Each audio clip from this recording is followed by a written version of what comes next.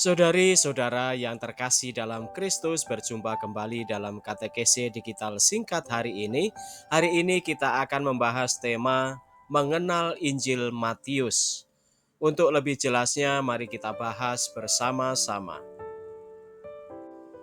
Saudari-saudara yang terkasih dalam Kristus, setiap kali saya men-sharingkan iman dalam pengajaran untuk katekumen, komuni pertama maupun calon krisma, saya selalu menanyakan hal ini.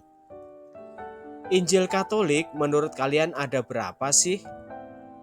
Masih ada yang menjawab Injil Gereja Katolik ada 4. Nah, menurut saudari-saudara, Injil Katolik itu ada berapa?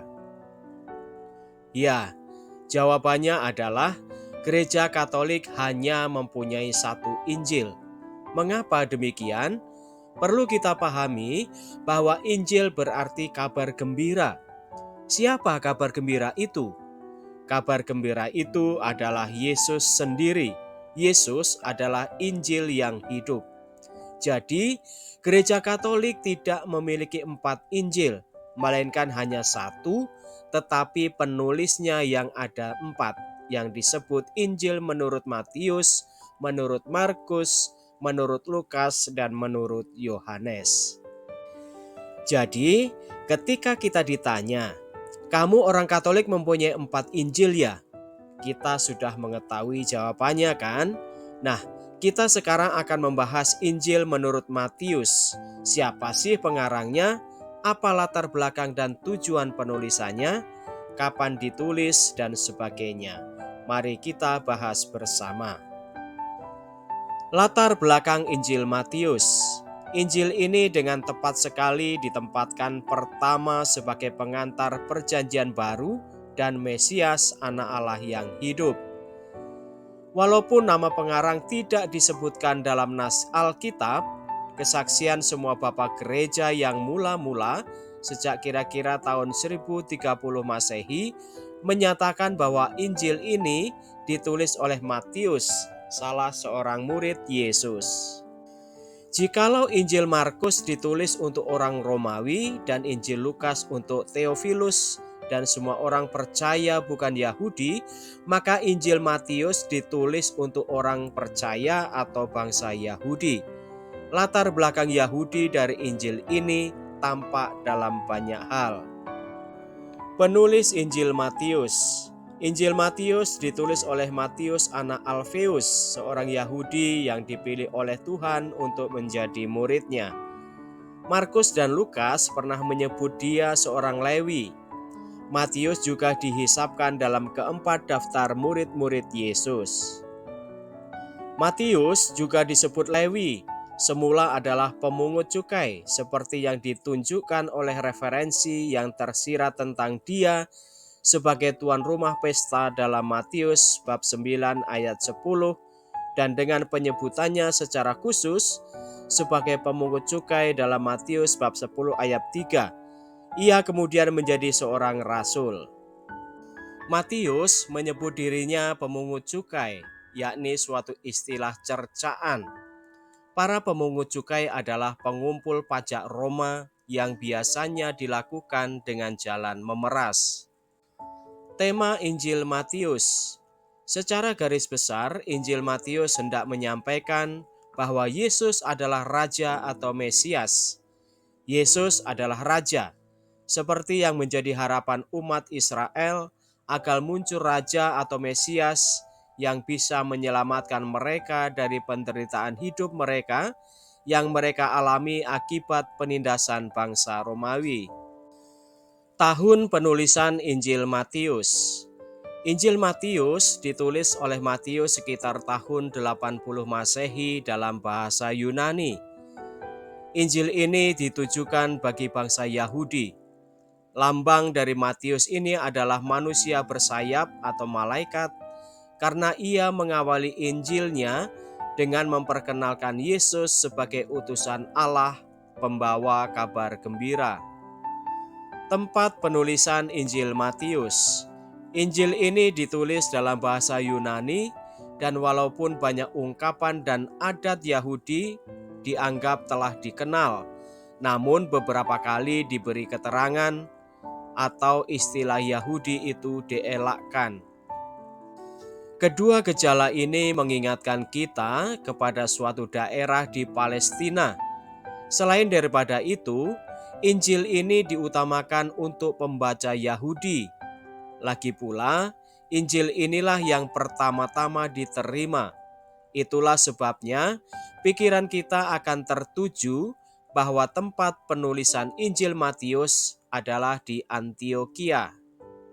Tujuan penulisan Injil Matius menuliskan kisah seorang saksi mata yang memberi kesaksian mengenai kehidupan Yesus, juga untuk meyakinkan pembacanya bahwa Yesus adalah Anak Allah dan Mesias yang dinubuatkan oleh Nabi Perjanjian Lama, yang sudah lama dinantikan, dan untuk menunjukkan bahwa kerajaan Allah dinyatakan di dalam dan melalui Yesus Kristus dalam cara yang belum pernah terjadi sebelumnya.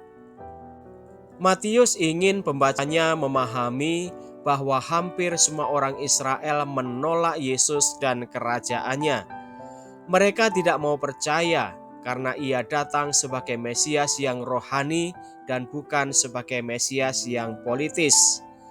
Hanya pada akhir zaman, Yesus akan datang dalam kemuliaannya sebagai Raja segala raja untuk menghakimi dan memerintah semua bangsa.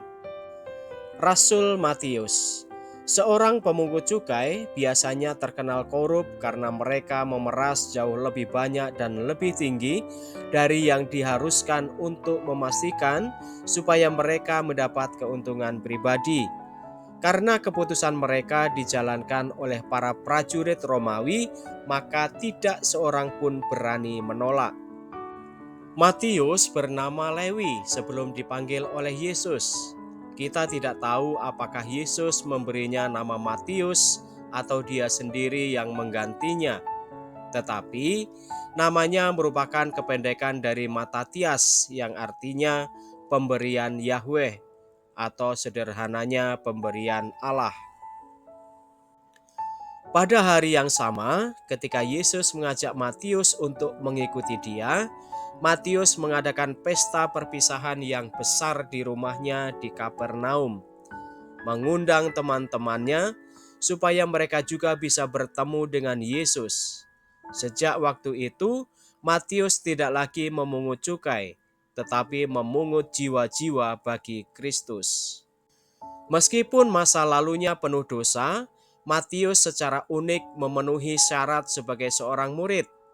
Dia adalah seorang pencatat yang akurat dan pengamat pribadi yang tajam. Dia menangkap detail yang paling kecil. Sifat-sifat ini sangat menolong dia ketika dia menulis kitab Injil Matius sekitar 20 tahun kemudian.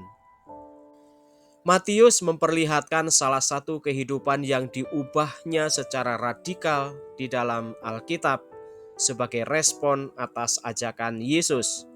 Dia tidak ragu, dia tidak melihat ke belakang, dia meninggalkan kehidupan yang berlimpah kekayaan dan rasa aman untuk menerima kemiskinan dan ketidakpastian. Dia menolak kesenangan dunia demi janji hidup yang kekal. Sisa dari kisah hidup Matius tidak jelas. Menurut tradisi, dia berkhotbah selama 15 tahun di Yerusalem setelah kematian dan kebangkitan Yesus, lalu pergi bekerja di ladang misi ke negara-negara lain.